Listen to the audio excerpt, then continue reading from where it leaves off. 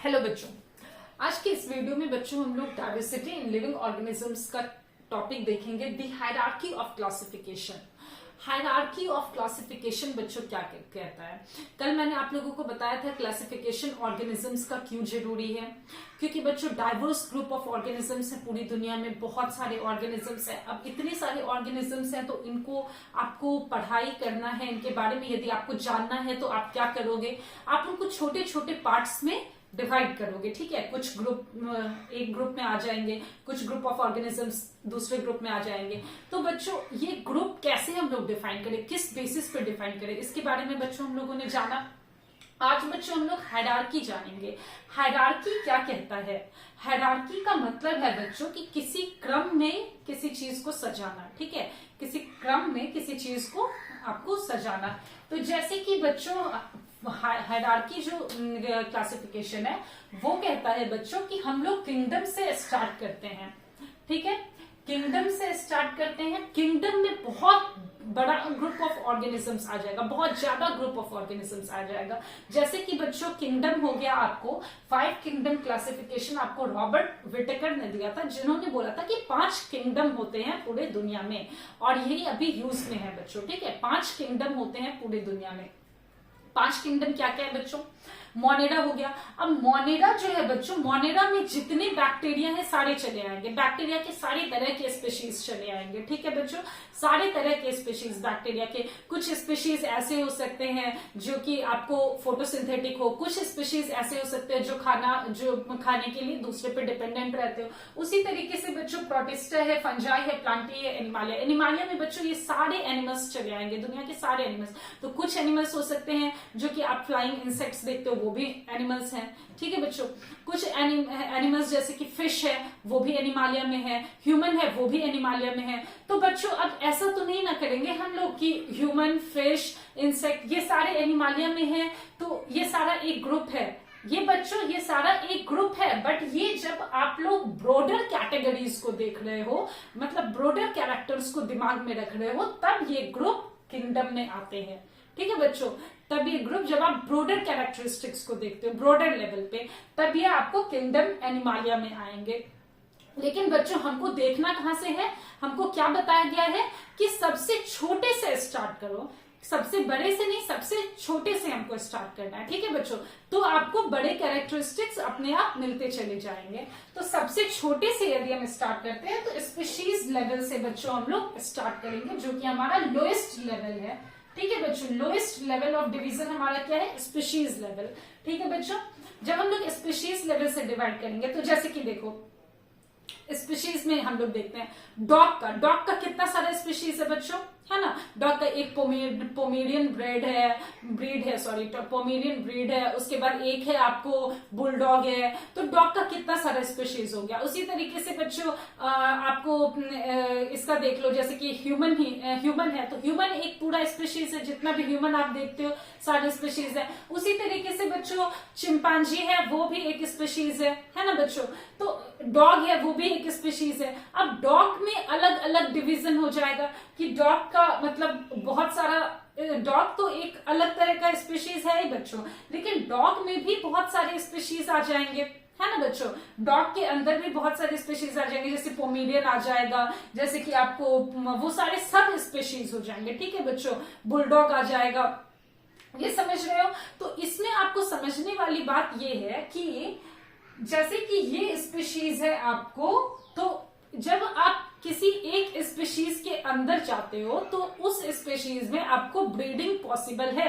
Breeding से मेरा कहने का मतलब है बच्चों, जैसे रिप्रोडक्शन जो होता है, मेटिंग जो होता है, तो सेम स्पीशीज के ऑर्गेनिज्म मेटिंग कर सकते हैं, रिप्रोडक्शन कर सकते हैं। ठीक है बच्चों, सेम स्पीशीज के ही ऑर्गेनिज्म जब रिप्रोडक्शन करते हैं तो उससे मतलब उनका जो प्रोडक्ट है वो पैदा होता है। जैसे कि ह्यूमन है तो ह्यूमन एक ह्यूमन के साथ रिप्रोडक्शन करेगा, है ना बच्चों।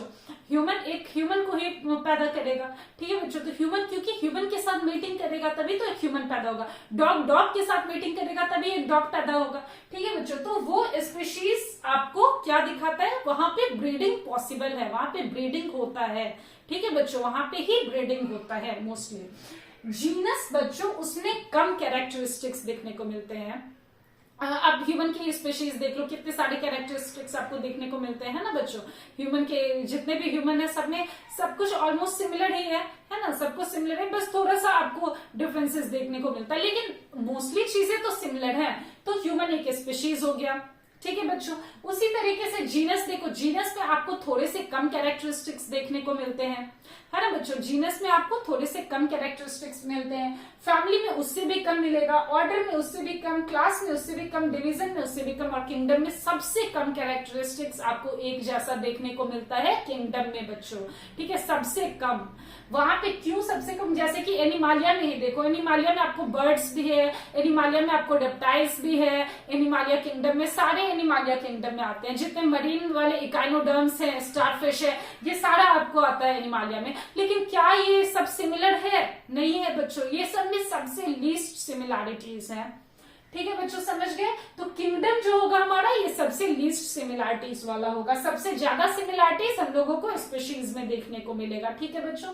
और इस रैंक को आपको याद रखना है, ठीक है, kingdom, division, class, order, family, genus and species, ठीक है बच्चों। स्पीशीज में सबसे ज्यादा सिमिलैरिटीज होगा, यहाँ पे ब्रीडिंग पॉसिबल होगा। किंगडम में बहुत कम सिमिलैरिटीज होगा, मतलब सबसे लीस्ट सिमिलैरिटीज जो है वो किंगडम में ही होता है बच्चों, ठीक है, इस चीज को याद रखोगे। अब जैसे देखो 5 किंगडम क्लासिफिकेशन जो हुआ है, ठीक है, किंगडम को रॉबर्ट विटेकर ने 5 तरह के किंगडम में बांटा है। जैसे मोनेरा है, इसमें सारे बैक्टीरिया आ जाएंगे, इसका एक अलग किंगडम रहेगा। फिर प्रोटिस्टा है, ये इसका एक अलग राज्य रहेगा, इसमें सारे मतलब किंगडम समझ लो राज्य, ठीक है, इसमें जितने भी आपको ये सारे सीलिया फ्लैजिला वाले ऑर्गेनिजम्स आते हैं, अमीबा आ गया, ये सारे इसमें आ जाएंगे। फिर उसके बाद फंजाई है, फंजाई आ गया इसमें। प्लांटरी है, प्लांट्स का जितना भी पार्ट है वो सारा प्लांट्स इसमें आ गया, ठीक है। एनिमालिया है, एनिमल्स सारे आ गए, ठीक है। ये इसकी डिवीजन बच्चों हुई है cell structure, mode of nutrition और बॉडी ऑर्गेनाइजेशन के बेसिस पे। सेल स्ट्रक्चर क्या है, सेल में हम लोग क्या देखेंगे, सेल में हम लोग देखते हैं बच्चों वेदर इट हैज, सेल में सबसे छोटे ग्रुप पे जाएंगे हम लोग, क्योंकि हम लोगों को बायोलॉजी में सबसे छोटे से स्टार्ट करना है। तो सेल में सबसे छोटा क्या है हमारा न्यूक्लियस। न्यूक्लियस हमारा सबसे छोटा है बच्चों सेल में। तो हम लोग सबसे पहले न्यूक्लियस के बेसिस पे डिवीजन करेंगे कि इन सब में से न्यूक्लियस किसके पास होगा बच्चों और किसके पास नहीं होगा। बैक्टीरिया के पास न्यूक्लियस नहीं होगा, प्रोटिस्टा के पास न्यूक्लियस होगा, फंजाई के भी पास होगा, प्लांटाई के भी पास, एनिमालिया के भी पास, ठीक है बच्चों। तो ये सारे क्या हो गए, सारे के पास न्यूक्लियस रहेगा, मोनेरा के पास न्यूक्लियस नहीं रहेगा। समझ गए। मोड ऑफ न्यूट्रिशन है बच्चों, अब मोड ऑफ न्यूट्रिशन पे डिवीजन हुआ है। फिर और भी आपको सेल स्ट्रक्चर में देखने को मिलेगा, सेल वॉल किस किस में प्रेजेंट है, ठीक है बच्चों, सेल वॉल किस किस में प्रेजेंट रहता है। मोड ऑफ न्यूट्रिशन में आप लोग देखोगे कौन सी फोटोसिंथेटिक है, कौन सी आपको हेट्रोट्रॉफिक है, ये सब आप लोग देखोगे, कौन सा खुद खाना बना सकता है, कौन सा दूसरे ऑर्गेनिजम्स पे डिपेंडेंट रहता है। बॉडी ऑर्गेनाइजेशन में आप लोग देखोगे बच्चों कि कौन सेल ही लेवल पे खत्म हो जाता है, कौन टिश्यू में भी, मतलब किस किस का सेल टिश्यू में भी डेवलप करता है, किस किस के सेल्स टिश्यू से भी ऊपर जाते हैं, ऑर्गन्स में भी डेवलप करते हैं, ऑर्गन सिस्टम में भी डेवलप करते हैं। तो बच्चों हम लोग इन सब के बारे में पढ़ाई करेंगे। तो बच्चों हम लोग मिलते हैं नेक्स्ट वीडियो में इन सब के बारे में पढ़ते हुए, ठीक है बच्चों। Thank you and have a nice day.